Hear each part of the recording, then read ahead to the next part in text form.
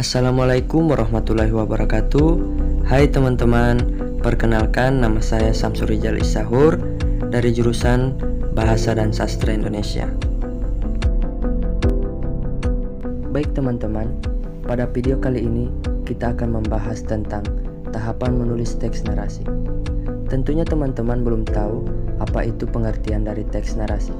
Nah, teks narasi adalah karangan cerita yang menyajikan serangkaian peristiwa kejadian dan disusun secara kronologi sesuai dengan urutan waktunya.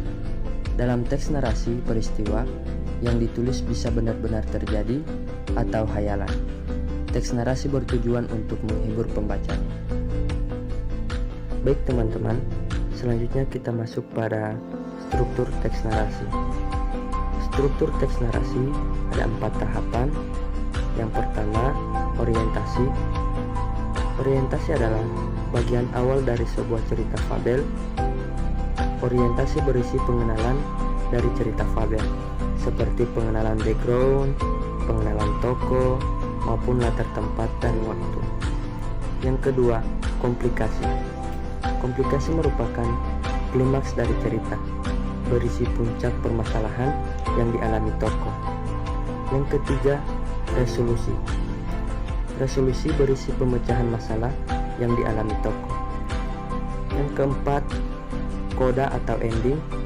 Koda merupakan bagian akhir dari cerita, biasanya berisi pesan dan amanat yang ada pada cerita fabel tersebut. Baik teman-teman, selanjutnya kita masuk pada menulis teks narasi menggunakan metode circuit learning. Model circuit learning ialah strategi belajar mengajar yang dimaksimalkan memberdayakan akal sehat dan rasa manusia menggunakan pola penambahan beserta pola pengulangan. Model circuit learning memudahkan peserta didik dalam menyusun rangkaian karya narasi untuk menuangkan ide, pikiran, dan perasaan serta mengembangkan rangkaian karya narasi. Baik teman-teman, selanjutnya kita masuk pada langkah-langkah menulis teks narasi menggunakan metode circuit learning. Dalam langkah-langkah menulis teks narasi ada 7 tahapan. Yang pertama, menentukan tema dan amanat yang akan disampaikan. Yang kedua, menetapkan sasaran pembaca.